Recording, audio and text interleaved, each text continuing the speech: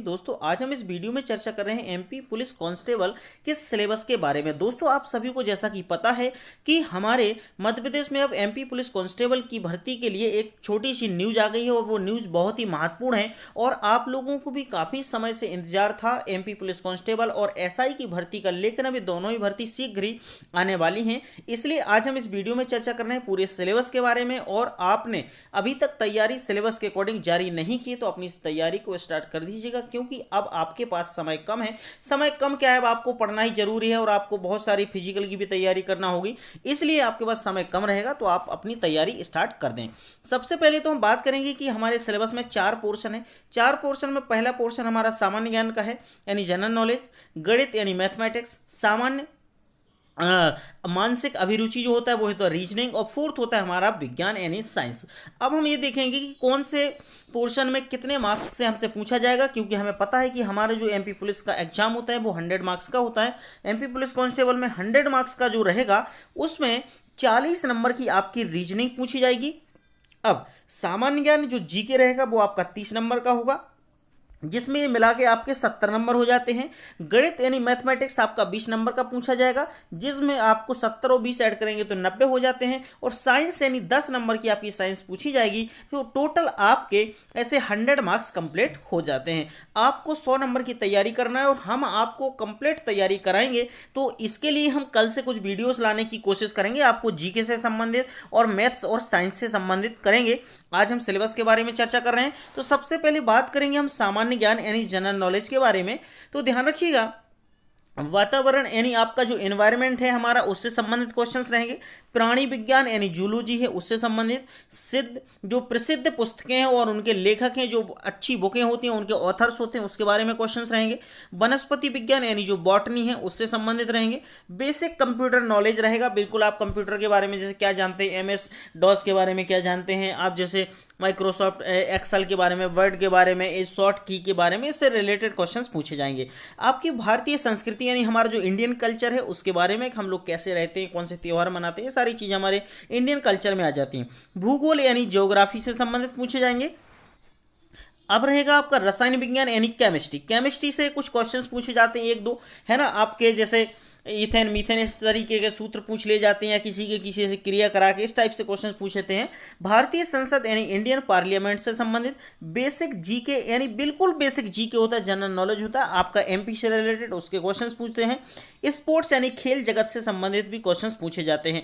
इतिहास, संस्कृति, परंपरा और त्योहार, history, culture, traditional and festival, इससे संबंधित आपको क्वेश्चंस आएंगे कि हमारे भारत में कौन से त्यौहार मनाए जाते हैं, हमारी कौन सी संस्कृति है, कौन सी परंपरा है, ये सारा पोर्शन आपका इंडियन कल्चर में आ जाएगा। भारतीय राजनीति यानी इंडियन पॉलिटिक्स के बारे में पूछा जाएगा।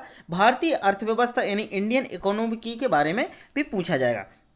इसके बाद भारतीय इतिहास यानी जो हमारा हिस्ट्री है उसके बारे में रहेगा। भौतिक विज्ञान यानी फिजिक्स के बारे में, और विश्व में आविष्कार जो हुए हैं उसके बारे में पूछा जाएगा। इसके बारे में कुछ ज़्यादा नहीं है। अब हमें ये जो सिलेबस मैं आपको इसलिए बता रहा हूँ कि आज मेरा काम था कि सब कंप्लीट आपको सिलेबस बता दूं, लेकिन मैं अभी फिर इसके बाद एक सिलेबस की ऐसी लिस्ट बनाऊंगा तो उसमें बिल्कुल सिलेक्टेड टॉपिक रहेंगे और उसी टॉपिक से रिलेटेड आपके क्वेश्चंस पूछे जाएंगे। क्योंकि आप इतना सारा सिलेबस देखेंगे तो पता है आप बड़े कंफ्यूज हो जाएंगे कि यार इतना कैसे पढ़ें।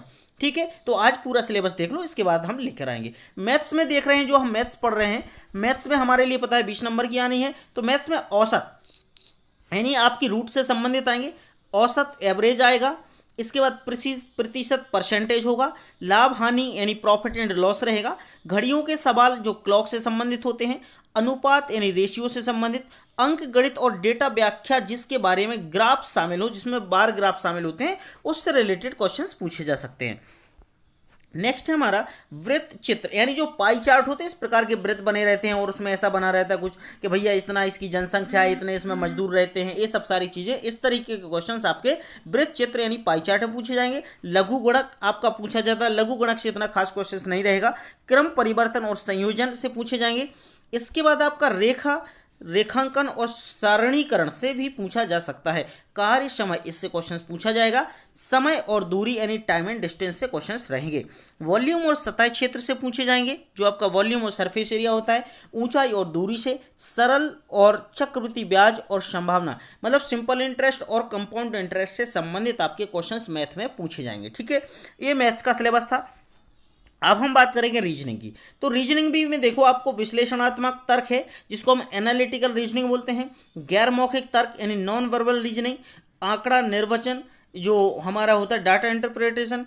इसके बाद तार्किक विचार यानी लॉजिकल रीजनिंग होता है। डेटा पर्याप्तता यानी डेटा सफिशिएंसी होता है। ठीक है, इससे रिलेटेड हमारे रीजनिंग में क्वेश्चंस आएंगे।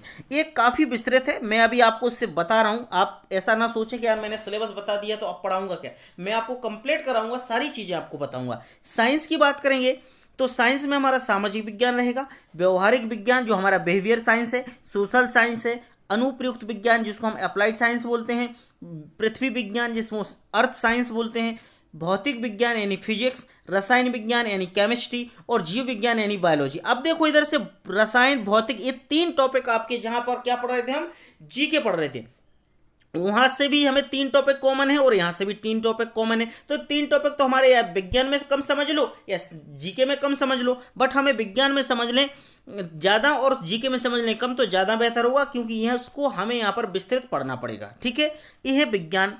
अब दोस्तों इधर पे हमने सिलेबस की बात तो कंप्लीट कर ली कि कौन से उसमें कितने आएंगे, कितने नंबर आएंगे। तो आपको ध्यान होगा कि टोटल हमारा 100 नंबर का पेपर होगा, और इस पेपर में ध्यान रखना हम पूरी कोशिश करेंगे कि आपको जितने भी वीडियोस प्रोवाइड करा पाएंगे, सारे सब्जेक्ट के वीडियोस प्रोवाइड कराएंगे। हम ऑनलाइन आपको लाइव क्लासेस भी प्रोवाइड कराएंगे। और यदि आप लोग एमपी पुलिस कांस्टेबल और एसआई की तैयारी कर रहे हैं, तो यदि आपने एएस एकेडमी को सब्सक्राइब नहीं